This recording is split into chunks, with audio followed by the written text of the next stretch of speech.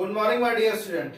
जैसा कि बेटा हम लोगों ने जो है क्लास 12 का chapter halo alkane and hello arene पढ़ रहे थे, जिसमें हम लोगों ने एल्काइल हैलाइड के कॉमन नेम, आईयूपीएसी नेम, ठीक है ना, उनका क्लासिफिकेशन, ये सब अच्छे से सीख लिया है।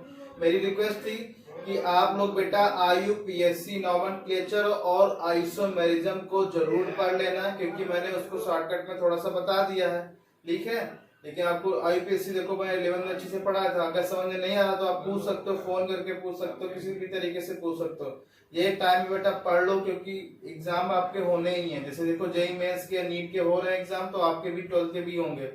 जो बच्चा ये सोच रहा है कि एग्जाम नहीं होंगे, तो सबके एग्जाम होंगे, याद रखना बेटा, ठीक है ना। भले वो थोड़ा सा डिले हो जाए, लेकिन एग्जाम तो होने ही होने हैं, याद रखना इस चीज को, ठीक है बेटा। तो अपने तरीके से तैयारी करते रहो, पढ़ते रहो। अभी तक हम लोगों ने इस चैप्टर में जो है क्लासिफिकेशन सीखा था बेटा, नॉमेनक्लेचर सीखा था और आइसोमेरिज्म सीखा था। आज हम सीखेंगे नेचर ऑफ EX बॉन्ड। क्या सीखेंगे बेटा? नेचर ऑफ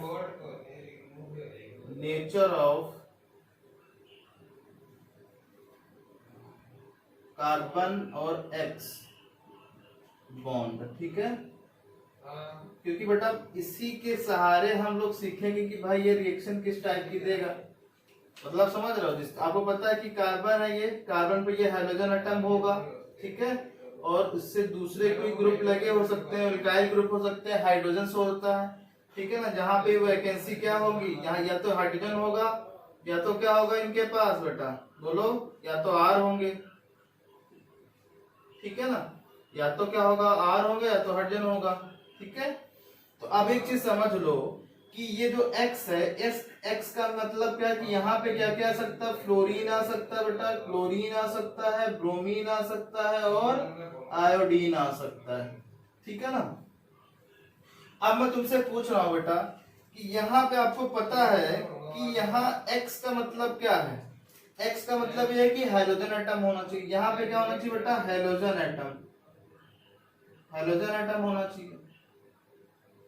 अब वो हाइड्रोजन एटम चाहे फ्लोरीन हो, चाहे क्लोरीन हो, चाहे ब्रोमीन हो, चाहे क्या हो बेटा, और वो आयोडीन हो, ठीक है ना। अब ये तो पता ही है कार्बन एटम है बेटा, कार्बन एटम है तो पता ही है सबको अच्छे से, ठीक है। अब आपको पता है कि पीरियोडिक टेबल में जो 17th ग्रुप के एलिमेंट है, या ठीक है ना, वो बहुत ही मोस्ट इलेक्ट्रोनेगेटिव होते हैं। इलेक्ट्रोनेगेटिव मतलब वो अपनी तरफ इलेक्ट्रॉन को खींचते हैं। अब मैं तुमको बता चुका हूं बेटा, एक इंडक्टिव इफेक्ट के थ्रू बताया है मैंने सब चीजों को, ठीक है ना। अब ये आपको पता है कि इसमें क्या है, ये जो कोवेलेंट बॉन्ड बना है बेटा, ये वाला, ये जो है, ये कोवेलेंट जो बॉन्ड बना है किसके किसके बीच, किसके किसके बीच, कार्बन और हाइड्रोजन के बीच कोवेलेंट बॉन्ड बना है, ठीक है ना। अब कोवेलेंट बॉन्ड ये बना है बेटा, तो आपको पता ही क्या है, electronegativity of carbon is less than क्या बेटा, इलेक्ट्रोनेगेटिविटी ऑफ क्या बेटा, हाइड्रोजन। बोलो, लेस देन है कि नहीं। मतलब क्या है, ये हाइड्रोजन क्या खींचे करेंगे, अपनी तरफ इलेक्ट्रॉन को शिफ्ट कराने की कोशिश करेंगे, अपनी तरफ खींचने की कोशिश करेंगे, जिससे electron cloud of carbon shift हो जाएगा किसकी तरफ, हाइड्रोजन की तरफ शिफ्ट हो जाएगा। बात समझ लो। तो जिसकी वजह से क्या होगा बेटा, पार्शियल पॉजिटिव चार्ज, आज इस पे पार्शियल नेगेटिव चार्ज आएगा और इस पे पार्शियल पॉजिटिव चार्ज। पार्शियल मतलब क्यों आ रहा है इस पे बेटा, पार्शियल मतलब क्या, आंशिक, थोड़ा सा। यहाँ पे इलेक्ट्रॉन टोटली थोड़ी ना गए हैं हाइड्रोजन एटम के पास, इधर क्या हुआ, इलेक्ट्रॉन क्लाउड की शिफ्टिंग हुई है। बात समझ, क्योंकि तुमको पता बेटा कोई भी मॉलिक्यूल हो वो इलेक्ट्रॉन क्लाउड से मिलकर बना है, मतलब इलेक्ट्रॉन के शेयरिंग से मिलकर बना, इलेक्ट्रॉन क्लाउड जिसको बोलते हैं, ठीक है ना। वो क्या होगा, कोई मोर इलेक्ट्रोनेगेटिव की तरफ क्या हो जा रहा है बेटा, शिफ्ट हो जा रहा है। बात समझ रहे हो कि नहीं समझ रहे हो? शिफ्ट होने मतलब क्या कि उसके जो क्लाउड इलेक्ट्रोनेगेटिविटी की वजह से इलेक्ट्रॉन क्लाउड जो है बेटा शेयरिंग, क्योंकि ये कोवैलेंट बॉन्ड शेयरिंग की वजह से बना है, तो किसकी तरफ ज्यादा इलेक्ट्रॉन रहेंगे, जिस तरफ इलेक्ट्रोनेगेटिव ज्यादा होगी उसकी तरफ क्या होगा बेटा, इलेक्ट्रॉन उसकी तरफ मूव कर जाएंगे, जिससे क्या होगा, अब टोटली मूव तो किया नहीं है बेटा, केवल इलेक्ट्रॉन क्लाउड गया है, इसके पास भी है इलेक्ट्रॉन, वही इसके पास भी, बट इलेक्ट्रॉन क्लाउड थोड़ा सा क्या होगा, पोलरिटी आ गई है, पोलर हो गया है उसकी तरफ, ठीक है ना। मैंने डिटेल डिस्कशन किया था इंडक्टिव इफेक्ट में, आपको समझ में आ गया होगा, ठीक है, ओके। यहाँ पे partial negative partial positive charge आ गया, ठीक है ना। अगर ये बॉन्ड टूटेगा भी तो किस तरीके से टूटेगा बेटा बताओ। तो यहाँ पे क्या आएगा, पॉजिटिव चार्ज आएगा, यहाँ पे हाइड्रोजन पे क्या आएगा, नेगेटिव चार्ज आ जाएगा, ठीक है ना। अब मैं तुमसे पूछ रहा हूं, ठीक है ना, अब मैं तुमसे पूछ रहा हूं बेटा कि स्टेबिलिटी बता दो मुझे, stability in the following alkyl halide. अब एल्काइल हैलाइड हम कोई लिख रहे हैं, जैसे मैंने लिख दिया RF, RCl, RBr, RI। इसकी स्टेबिलिटी क्या होगी बताओ। सबसे ज्यादा एल्काइल हैलाइड कौन सा स्टेबल रहेगा, ये चीज मैं पूछने की कोशिश कर रहा हूँ। एक चीज बता दो बेटा मुझे कि स्टेबिलिटी के लिए आप क्या क्या फैक्टर चेक करते हो। एक तो bond enthalpy,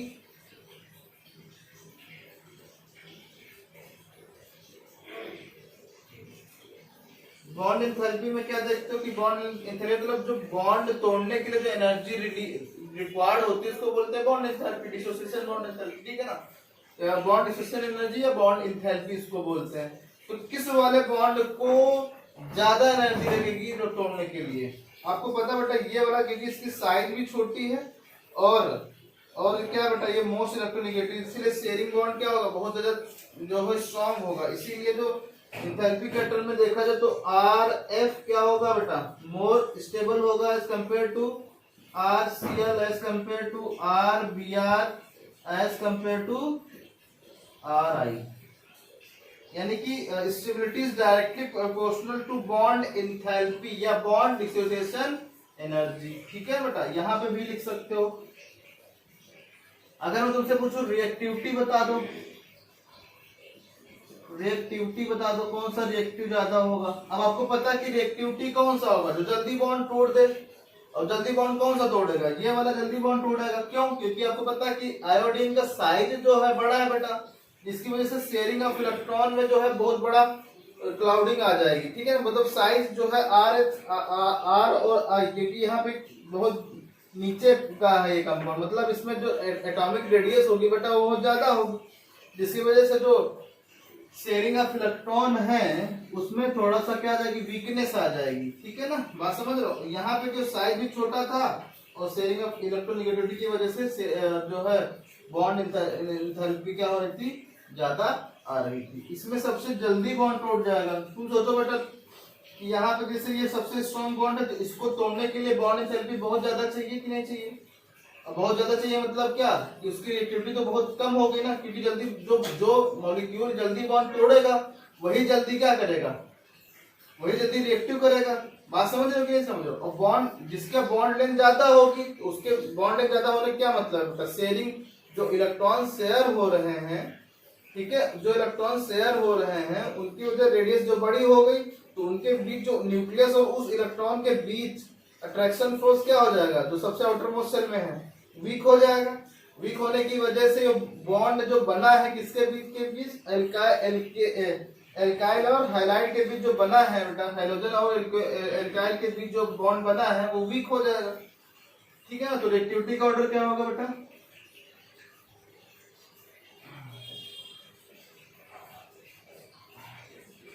RI, RBr, RCl और क्या होगा लास्ट में, क्या होगा बेटा, लास्ट में क्या आ जाएगा, RF, ठीक है ना। इसका रीजन क्या लिखोगे बेटा, रिएक्टिविटी इनवर्सली प्रोपोर्शनल टू क्या बेटा, स्टेबिलिटी।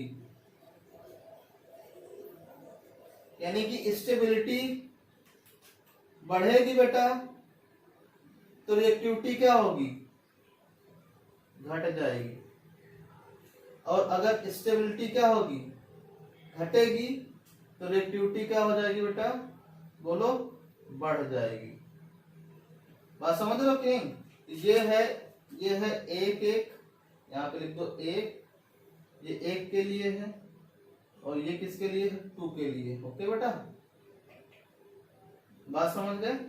तो आपको क्या चेक करना है, बोलो, बॉन्ड लेंथ चेक करनी है। बॉन्ड लेंथ ज्यादा होगी, हाँ ये भी कह सकते हो कि स्टेबिलिटी स्टार फैक्टर बना के लिख सकते हो कि स्टेबिलिटी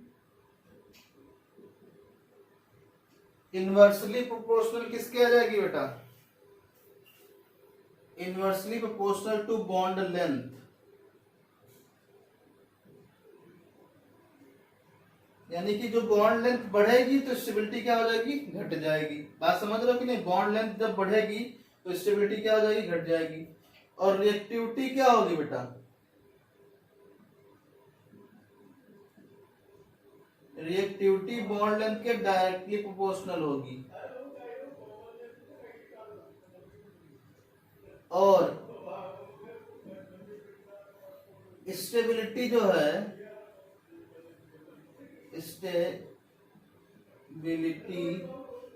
डायरेक्टली प्रोपोर्शनल किसके आ जाएगी बेटा, बॉन्ड एंथैल्पी के, बॉन्ड एंथैल्पी। यानी कि बॉन्ड एंथैल्पी जिसकी ज्यादा होगी उसकी स्टेबिलिटी क्या होगी, ज्यादा होगी। यानी कि रिएक्टिविटी क्या हो जाएगी, इसकी उल्टा हो जाएगी। रिएक्टिविटी क्या हो जाएगी, 1 बॉन्ड लेंथ। यानी बॉन्ड लेंथ ज्यादा, रिएक्टिविटी कम, बॉन्ड लेंथ कम, नहीं बॉन्ड एंथैल्पी स्टेबिलिटी ज्यादा, ठीक है। तो बॉन्ड एंथैल्पी ज्यादा, रिएक्टिविटी कम। हाँ ठीक है।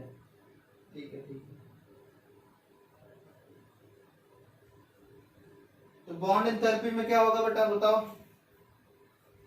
बॉन्ड एंथैल्पी अगर कम है, बॉन्ड एंथैल्पी कम है तो रिएक्टिविटी क्या हो जाएगी, ज्यादा हो जाएगी। ठीक है, ये सारी चीजें आप लोगों ने लिख लो बेटा अच्छे से स्टार पॉइंट बना के।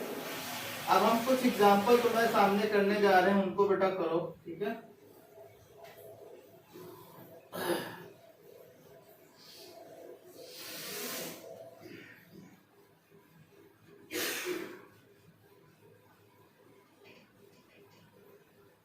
देखो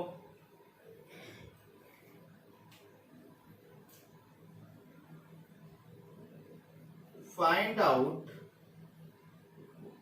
the most reactive alkyl halide in the following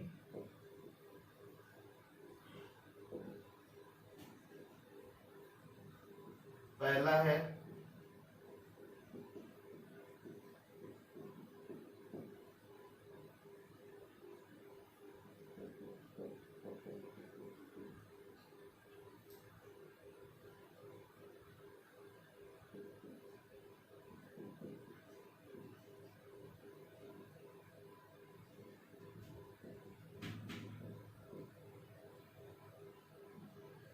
चलो बता दो। अब आपको यहाँ पे टर्म कौन सा देखना है बेटा, बताओ। फैक्टर कौन सा देखना है, बोलो। फैक्टर ये देखना है कि इसमें बॉन्ड लेंथ किसकी सबसे ज्यादा है, Br की ज्यादा है, तो Br क्या होगा, सबसे कम। और रिएक्टिव ज्यादा होगा कि नहीं होगा, रिएक्टिव ज्यादा होगा। रिएक्टिविटी का ऑर्डर क्या होगा बेटा, रिएक्टिविटी का ऑर्डर होगा थर्ड। यानी कि रिएक्टिविटी का ऑर्डर होगा बेटा CH3 CH2 Br, then CH3 CH2 Cl, then क्या आ जाएगा बेटा CH3 CH2F। ठीक है, और स्टेबिलिटी का ऑर्डर इसका उल्टा हो जाएगा। स्टेबिलिटी का ऑर्डर क्या हो जाएगा, इसका उल्टा। कैसे, क्योंकि बॉन्ड एंथैल्पी ज्यादा होगी F की, तो क्या हो जाएगा, स्टेबिलिटी का ऑर्डर क्या हो जाएगा बेटा CH3 CH2F, फिर CH3 CH2 Cl, फिर क्या जाएगा बेटा CH3 CH2 और क्या Br। ये स्टेबिलिटी का ऑर्डर हो गया। ठीक है, ये क्वेश्चन समझ में आ गया अच्छे से, कोई डाउट। अब हम थोड़ा सा वेरिएशन कर रहे हैं क्वेश्चन में, ठीक है।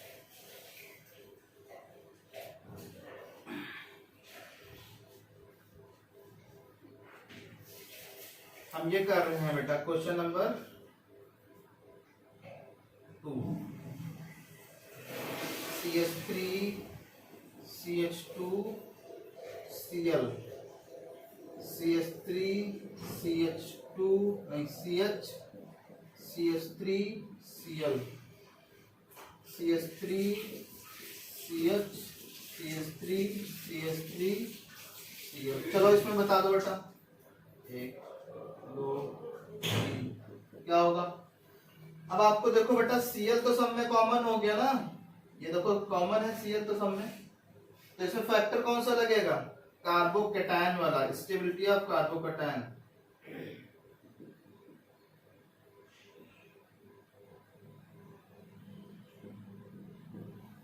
स्टेबिलिटी ऑफ कार्बोकैटायन, रिएक्टिविटी किसकी ज्यादा होगी बेटा, स्टेबिलिटी किसकी ज्यादा होगी,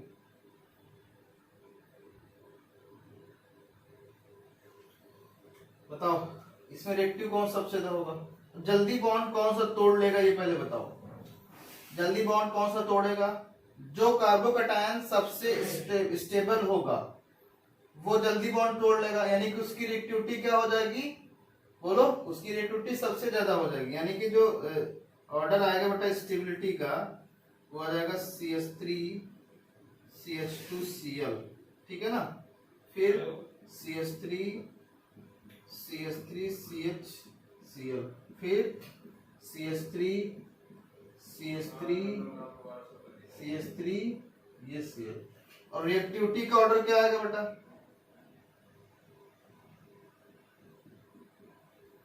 रिएक्टिविटी का ऑर्डर क्या आएगा बता दो, रिएक्टिविटी का ऑर्डर ये आ जाएगा CH3 CH3 CH3 Cl। ये रिएक्टिव होगा कि नहीं होगा, क्योंकि ये जल्दी बॉन्ड तोड़ेगा, क्योंकि ये जब बॉन्ड Cl हट जाएगा बेटा तो ये सबसे स्टेबल बना लेगा, बात समझ रहे हो, सबसे स्टेबल बनाएगा कि नहीं बनाएगा, कार्बोकैटायन सबसे स्टेबल टर्सरी वाला होता है कि नहीं होता है बेटा। तो ये कंफ्यूज मत होना कि सर ने आपने स्टेबिलिटी क्यों बता दिया, इसमें मैं एल्काइल हैलाइड के टर्म में पूछ रहा हूँ, और रिएक्टिविटी किसके टर्म में निकाल रहा हूँ बेटा, कार्बोकैटायन की स्टेबिलिटी के टर्म में, क्योंकि देखो कार्बोकैटायन टर्सरी में ज्यादा स्टेबल रहेगा, क्योंकि प्लस साइड इफेक्ट तीनों डायरेक्शन मिलने हैं, पॉजिटिव चार्ज कम होता जाएगा कार्बन पे, इस वाले कार्बन पे, तो ये कम होता जाएगा तो ये रिलीज जल्दी होगा, जब ये रिलीज जल्दी होगा तो बेटा क्या होगा, इसकी रिएक्टिविटी जल्दी आ रही कि नहीं आ रही, ठीक है। देन उसके बाद CH3 Cl और H, CH3 CH2 Cl, ठीक है। इस तरीके से आप क्या कर सकते हो, ये कर सकते हो, ठीक है बेटा, ये कर लो। फिर इसके बाद हम पूछने जा रहे हैं तुम लोगों से last question,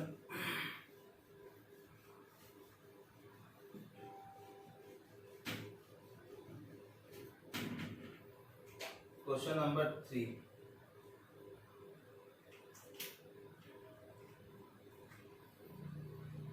CH3 CH CH3 CH3 Br, okay बेटा, CH3 CH3 Cl, यहाँ पे आ जाएगा CH3 CH3 यहाँ पे आ जाएगा CH3 यहाँ पे आ जाएगा बेटा फ्लोरीन, ठीक है। चलो बता दो बेटा, इसको एक लाइन में ऐसे भी लिख सकते हैं, CH3 का होल थ्राइस Br, ऐसे भी होता है क्वेश्चन, तो आप कंफ्यूज मत हो जाना, इसको ऐसे भी लिख सकते हो, इसको ऐसे भी लिख सकते हो,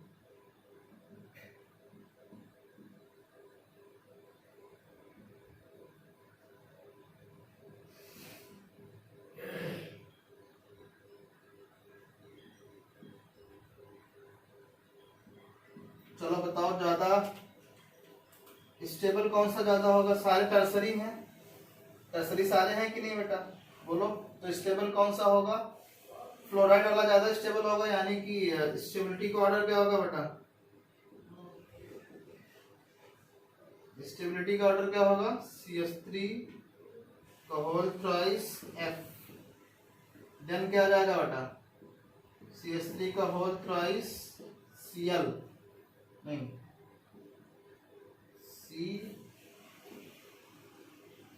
Cl, ठीक है। और यहाँ पे क्या आ जाएगा बेटा, CH3 का होल ट्वाइस CBr। ओके, बात समझ आ गई अच्छे से। और स्टेबिलिटी रिएक्टिविटी किसकी ज्यादा होगी, रिएक्टिविटी किसकी ज्यादा होगी, बोलो। रिएक्टिविटी Br की ज्यादा, क्योंकि बॉन्ड लेंथ ज्यादा है इसकी, तो रिएक्टिविटी इस वाले टर्म की ज्यादा होगी। क्या, CH3 का whole twice Br greater than CH3 का होल ट्वाइस Cl, फिर CH3 का होल ट्वाइस C, ठीक है ना। कुछ इस तरीके से आ जाएगा। ये रिएक्टिविटी का ऑर्डर है और ये स्टेबिलिटी का ऑर्डर है। तो बहुत सारे और क्वेश्चंस हो सकते हैं, बट जो मैंने बताया, कॉन्सेप्ट बताया, उसको आप याद रखो कि बॉन्ड लेंथ जैसे जैसे बढ़ती जाएगी वैसे वैसे।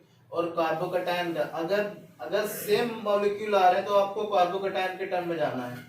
अगर सेम अल्काइल हैलाइड किसी भी इसमें लगे हैं, जैसे मैंने ये लिख दिया होता बेटा Br, इसमें भी Br कर दिया होता बेटा, और यहाँ भी Br कर दिया होता, तो सेम आ जाता बिल्कुल। लेकिन अगर यहाँ पे मैंने एक एल्काइल ग्रुप कम कर देता, यहाँ पे 2 एल्काइल ग्रुप कम कर देता, तो क्या आ जाता, बताओ बेटा क्या होता।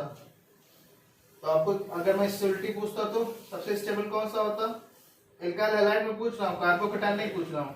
एल्काइल हैलाइड सबसे स्टेबल ये वाला, क्योंकि ये टूटता ही नहीं जाता जल्दी, ये टूटेगा ही नहीं। क्यों नहीं टूटेगा, क्योंकि तुमको पता बेटा यहाँ पे जो कार्बोकैटायन बनेगा वो उतना स्ट्रॉन्ग नहीं बनेगा जितना कार्बोकैटायन ये यहाँ पे स्टेबल बनेगा।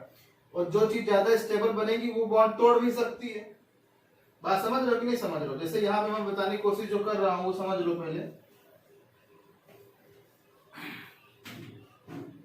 यहाँ पे मेरी बताने की कोशिश ये हो रही है बेटा, ये क्वेश्चन नंबर 4 के टर्म में भी लिख सकते हो। देखो ये है, इसको बॉन्ड तोड़ दो, सब में से बॉन्ड तोड़ दो, सब में से, ठीक है ना। सब में से बॉन्ड तोड़ दिया आपने, तो इनके कार्बोकैटायन क्या होंगे, CH3, CH3 और CH3, ठीक है। ये पॉजिटिव बना, ये CH3 बना, ये CH3 बना, ये प्लस बना, ये CH3 C प्लस बना, ठीक है। अब यहाँ बताओ बेटा प्लस आई इफेक्ट लग रहे हैं सब में, plus I effect, plus I effect और प्लस आई इफेक्ट, यानी कि 3 डायरेक्शन से इलेक्ट्रॉन आ रहे हैं। यहाँ पे प्लस आई इफेक्ट एक डायरेक्शन से, 2 डायरेक्शन से आ रहे हैं, और यहाँ केवल एक डायरेक्शन से प्लस आई इफेक्ट। प्लस आई मतलब इलेक्ट्रॉन को कार्बोकैटायन की तरफ शिफ्ट करना। अब तुम सोचो यहाँ पे कि जहाँ पे इलेक्ट्रॉन आ रहे हैं तो बेटा इसका चार्ज कम होता जाएगा, नहीं होता जाएगा, बताओ। और चार्ज कम हो गया, यहाँ पे थोड़ा सा और कम हुआ, थोड़ा सा मतलब इससे तो ज्यादा ही होगा, और यहाँ तो सबसे ज्यादा होगा बेटा, ठीक है ना। अब तुम सोचो, अब एल्काइल हैलाइड को अपने दिमाग में रखो, रख लिया दिमाग में रखने के साथ अब देखो बेटा, अब एल्काइल है यानी कि इस कार्बोकैटायन के साथ Br जोड़ा है, तो आपको पता है कि ये कार्बोकैटायन बहुत स्टेबल है, स्टेबल है, इसलिए Br इससे इजीली जा सकता है। इजीली मतलब ये जल्दी बॉन्ड ब्रेक हो जाएगा, जल्दी बॉन्ड ब्रेक हो जाएगा तो जल्दी बॉन्ड ब्रेक हो जाएगा, मतलब ये जो एल्काइल हैलाइड है ये रिएक्टिव ज्यादा हो गया। बात समझ आ गई कि नहीं आ गई। और ये बॉन्ड जल्दी ब्रेक नहीं होगा तो ये स्टेबल ज्यादा हो गया, ठीक है ना। बोलो तो स्टेबिलिटी का ऑर्डर क्या होगा in term of alkyl halide, alkyl halide के टर्म में बताओ बेटा स्टेबिलिटी का ऑर्डर। स्टेबिलिटी का ऑर्डर होगा CH3CBr, ठीक है ना, ये वाला, ये ज्यादा स्टेबल होगा। देन उसके बाद क्या होगा, CH3 का होल ट्वाइस CH, यहाँ पे H है एक, ठीक है, CHBr, और फिर यहाँ पे क्या आ जाएगा बेटा CH3 का होल ट्वाइस CBr, और रिएक्टिविटी का ऑर्डर इसका उल्टा हो जाएगा, ठीक है ना। बात समझ रहे हो। यहाँ पे इसीलिए मैंने बताया कि इसको ध्यान में रखना है कार्बोकैटायन का, और कार्बोकैटायन ज्यादा स्टेबल होगा, लेकिन आपसे अगर ये पूछा जा रहा है कि एल्काइल हैलाइड, तब कार्बोकैटायन का उल्टा हो जाएगा। बात समझ रहे हो कि नहीं? बहुत से ज्यादा जो है यहाँ पे समझने वाली बात है बेटा, जो मैं बताने की कोशिश कर रहा हूँ, ठीक है। इसीलिए मैंने बोला था कार्बोकैटायन मेसोमेरिक इफेक्ट, रेजोनेंस, ये सब अप्लाइड होंगे। अब यहाँ पे जो लोग बच्चा जानता है ये सब चीजें क्या है, वो इसको इजीली क्या कर पाएगा, सीख पाएगा, ठीक है ना। ओके, चलो अब नया टॉपिक स्टार्ट करते हैं बेटा। प्रिपरेशन ऑफ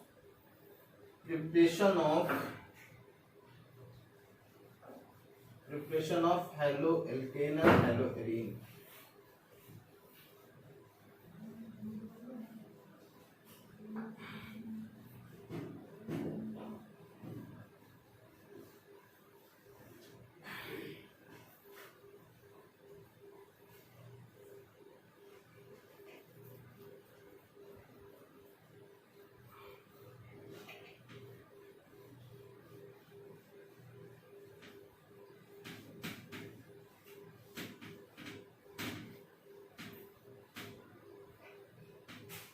चलो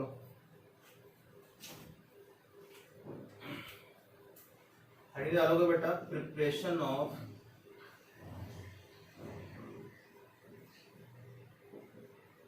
halo alkane and hello arenes. तो फर्स्ट हम लोग सीखेंगे, पहले तो हम सीखेंगे प्रिपरेशन ऑफ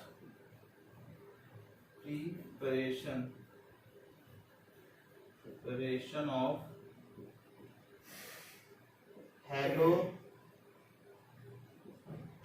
एल्केन्स, ठीक है ना।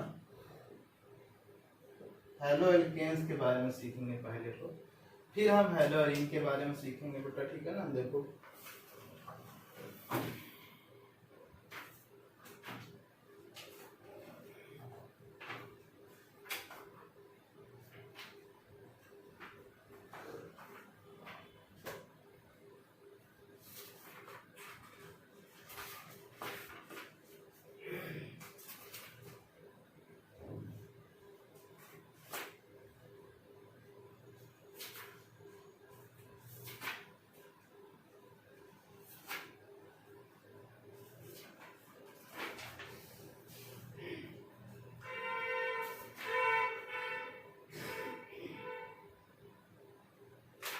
ठीक है, चलो देखो सबसे पहले हम जो है एक कोड सीखते हैं।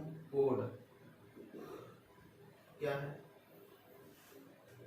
ये हमेशा आपको याद रखना है, जो मैं बताने जा रहा हूं अभी बहुत ही इंपॉर्टेंट है बेटा, बहुत ही इंपॉर्टेंट है, बहुत ही इंपॉर्टेंट, ठीक है ना।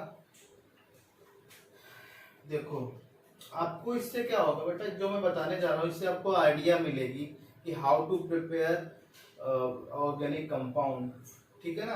किस किस कंपाउंड से हम ऑर्गेनिक कंपाउंड बना सकते हैं, कैसे बना सकते हैं, ठीक है। ये सब मैं तुमको अभी सिखाने जा रहा हूँ, बहुत अच्छे तरीके से आपको ध्यान रखनी है इस चीज को, ठीक है। अभी तक बेटा जो हमारे ऑर्गेनिक केमिस्ट्री में जो सबसे पहला ऑर्गेनिक का जो डिस्कवर हुआ था वो क्या था, बोलो बेटा, हाइड्रोकार्बन हुए थे ना, उन्हीं के तो डेरिवेटिव है। तो हाइड्रोकार्बन में क्या आ गया, एल्केन आ गया बेटा, और क्या आ गया, एल्कीन आ गया, और क्या आ गया, एल्काइन आ गया, ठीक है ना। एल्केन, एल्कीन, एल्काइन, ठीक है ना। फिर इसके बाद क्या आ जाएगा, एल्काइल हैलाइड, चैप्टर के बाद निकलते चलो, एल्काइल हैलाइड। फिर क्या आ जाएगा बेटा, एल्कोहल, एल्काइल एल्कोहल भी बोल सकते हो, ठीक है ना, यहाँ बोल सकते हो एल्काइल एल्कोहल, ठीक है। फिर क्या बोल सकते हो, carbonyl compound, carbonyl compound, carbonyl मतलब जो एल्डिहाइड और कीटोन, एल्डिहाइड और क्या बेटा, कीटोन, ठीक है। कार्बन के बाद कार्बोक्सिलिक एसिड, अमाइंस और साइनाइड। ये है तुम्हारे पास इतनी चीजें ऑर्गेनिक कंपाउंड हैं। ठीक है, देखो अब क्या है जो मैं बताने जा रहा हूं बेटा, 1 है, 2 है, ये 3 है, ये 4 है, ये 5, ये 6, ये 7, ये 8, ये 9। ठीक है ना, तो ये 9th है। ये इसको बेटा एसिड डेरिवेटिव 8th में carboxylic acid and their derivative ये भी लिखे ना। यहाँ तो एल्डिहाइड कीटोन दोनों हैं, यानी कि एक तो CO होगा RH, एक क्या होगा बेटा R, दोनों तरफ लगेगा R होगा, एक R'। ठीक है, दोनों तरफ R लगेगा। तो ये चैप्टर है तुम्हारे पास, जिससे जिससे क्या करोगे, अब हमको क्या करना है, देखो प्रिपरेशन मेथड ये होता है कि ये जो तुम्हारे पास इतने सारे कंपाउंड दिए हैं उनसे उस कंपाउंड को कैसे बना सकते हो। जैसे मैं तुमको पढ़ाने जा रहा हूँ एल्काइल हैलाइड। अब एल्काइल हैलाइड चैप्टर यहाँ पे है, बोलो एल्काइल चैप्टर यहाँ पे है। अब इस एल्काइल हैलाइड को इन सब से कैसे बना सकते हो, एक तो एल्केन से, एल्कीन से, एल्काइन से, इसको कैसे बना सकते हो, एल्कोहल से या कार्बोनिक कंपाउंड से या कार्बोक्सिलिक एसिड से या अमाइन से या साइनाइड से। यानी कि प्रिपरेशन मेथड के लिए आपको इन सब कंपाउंड से उसको कैसे बना सकते हो, दिस इज कॉल्ड क्या बेटा, प्रिपरेशन मेथड। ठीक है ना, एंड ये इससे मतलब एल्काइल हैलाइड से ये सब कैसे बना सकते हो, मतलब एल्काइल हैलाइड से एल्कीन कैसे बना सकते हो, एल्केन कैसे, एल्काइन कैसे, कार्बोक्सिलिक एसिड कैसे, अमाइन कैसे, साइनाइड कैसे और कार्बनिक कंपाउंड कैसे बना सकते हो, this is called chemical properties. Preparation method में इन सब से एल्काइल हैलाइड कैसे बना सकते हो, this is called preparation method. And alkyl halide से ये सब कैसे बना सकते हो, दिस मेथड इज कॉल्ड क्या बेटा, केमिकल प्रॉपर्टीज। बात समझ आ गई अच्छे से। तो आपको प्रिपरेशन मेथड में जो कंपाउंड से, जो ऑर्गेनिक कंपाउंड से डायरेक्ट बन जाए, एक ही स्टेप में वो कंपाउंड बनना चाहिए, मतलब डायरेक्ट बनना चाहिए। ये नहीं कि पहले इसे एल्डिहाइड लिया आपने, एल्डिहाइड से एल्कोहल बनाओ तब कहीं एल्काइल हैलाइड बन रहा है बेटा, तो उसको बेटा प्रिपरेशन मेथड में कंसीडर नहीं करेंगे। उसको क्या बोलेंगे, क्या बोलेंगे डेरी, हाँ सॉरी कन्वर्जेंस बोलेंगे। क्या बोलेंगे, कन्वर्जेंस। ठीक है ना, तो कन्वर्जन में डायरेक्ट ना बन के थोड़ा सा 1-2 स्टेप के बाद बनता है। बात समझ रहे हो। तो मैं क्या बता रहा हूँ कि प्रिपरेशन मेथड में वो कंपाउंड से कैसे दूसरे कंपाउंड बनते हैं, नहीं प्रिपरेशन मेथड में सारे कंपाउंड से वो चीज कैसे बनाई जाएगी। ठीक है ना, प्रिपरेशन मेथड में क्या होगा बेटा, प्रिपरेशन मेथड मतलब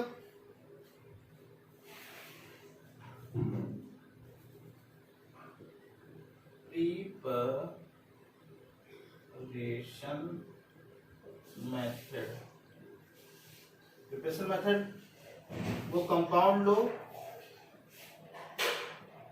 वो कंपाउंड, ठीक है ना, जो बनाना है आपको,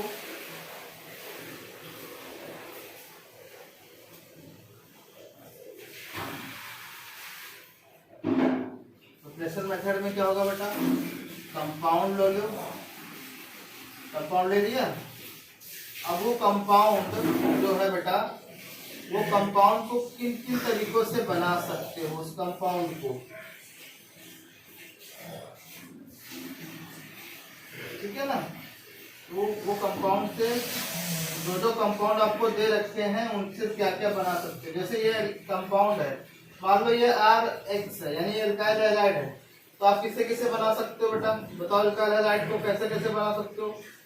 एल्केन से डायरेक्ट बनना चाहिए, नहीं तो कंजर्वेशन हो जाएगा। एल्केन जो जो चैप्टर आपके पास है, एल्केन, एल्काइन, ठीक है ना, एल्कीन, एल्कोहल, कार्बोनिल कंपाउंड और कार्बोक्सिलिक एसिड, अमाइंस, साइनाइड, इसके पास सीएन होता है ना बेटा, साइनाइड।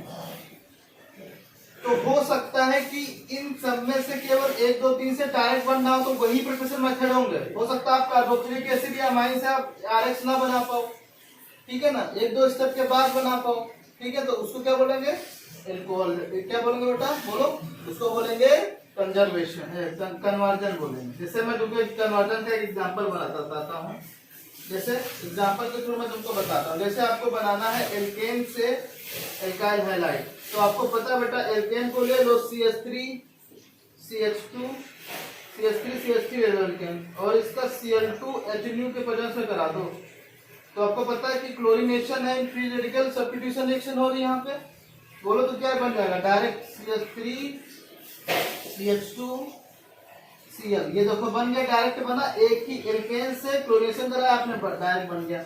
लेकिन अगर मैं तुमसे बोलूं कि एसिड से बनाओ, तो एसिड तुम्हारे पास क्या बेटा, CH3 COOH, ये एसिड है, तो एसिड से आप डायरेक्ट ना बना के, डायरेक्ट नहीं बनता एसिड से, कभी एल्कोहल डायरेक्ट नहीं बनता है, तो एसिड से आप एल्कोहल बना लो। अब तुमको यहाँ पे ये एसिड है बेटा, तो इसका रिडक्शन करना पड़ेगा, क्योंकि आपको एसिड का रिडक्शन किसमें होता है, एल्कोहल में। तो रिड्यूसिंग एजेंट कौन सा लोगे, स्ट्रॉन्ग वाला, किसमें, लिथियम एल्युमिनियम हाइड्रेट, वो क्या बन जाएगा, CH3 CH2OH बन गया। अब यहाँ पे आपको पता है बेटा, यहाँ पे क्या करा दो, एल्कोहल से कैसे बनाते, substitution reaction, nucleophilic substitution reaction हो रही ना, बोलो कौन सा, यहाँ पे क्या जाएगा, Cl आ गया ना, यहाँ पे OH आ गया ना। अब OH को आपको हटाना है, OH को हटाने के लिए क्या करना पड़ेगा, यहाँ पे हमको HCl in presence of ZnCl2, alcohol का एक मेथड है एल्कोहल से एल्काइल बनाने का, ये डायरेक्ट बन, अब देखो CH3 CH2 Cl ये आया, तो यहाँ पे देखो एसिड से आपने डायरेक्ट किसमें गए, एसिड से पहले एल्कोहल में गया, देन उसके बाद किसमें गए, एल्काइल हैलाइड में, तो ये कहलाएगा क्या बेटा, कन्वर्जन, ये क्या कहलाएगा, कन्वर्जन कहलाएगा, ठीक है ना। तो कन्वर्जन और प्रिपरेशन मेथड, ये है प्रिपरेशन मेथड,